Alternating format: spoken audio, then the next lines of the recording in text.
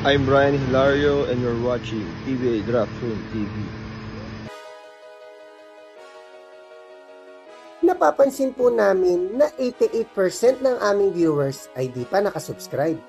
Kaya kung nagustuhan niyo naman po yung video, bilang tulong lang sa aming channel, ay hinihiling lang po namin na pakipindot ang like, subscribe button at notification bell. Maraming salamat mga ka-Draft Room! Welcome back po mga ka-Draft Room. Recently ay talagang karamihan na nakakapasok sa PBA ay galing sa NCAA at UAAP. Ngunit ang NCRAA ay nahinto na ata sa pag-produce ng mga PBA players. Pero nakagawa din naman sila ng mga PBA stars in the past gaya nila Yancy De Ocampo, Ronaldel De Ocampo at Mark Pingris. Galing NCRAA din ang featured player natin ngayon na plano makapasok sa PBA after a long time ng PBA drought sa mga NCRAA players. Siya po ay ang 6'2" small forward na si Brian Hilario.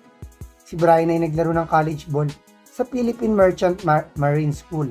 Sa kanyang stint sa NCRAA ay nakuha niya ang back-to-back MVP dito.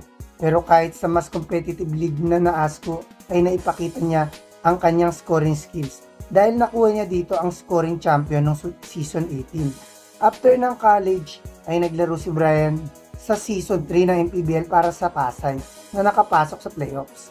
Nakapaglaro din siya sa field basket para sa team ng EOG Sports Burlington na umabot naman sa quarterfinals. Pagbalik niya sa MPBL ay naglaro muna siya sa Gensan na nakapasok muli sa playoffs.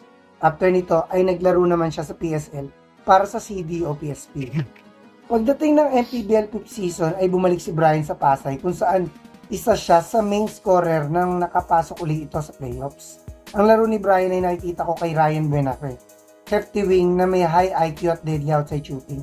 Gaya nga ni Ryan ay deceiving din ang slashing skills ni Brian kahit medyo overweight. Currently ay naglalaro si Brian sa MPBL para pa din sa Pasay. Pagpatuloy lang niya ang mga high IQ plays at efficient scoring ay pwedeng may team na mag-take ng risk kumuha ng isang NCRAA player this draft.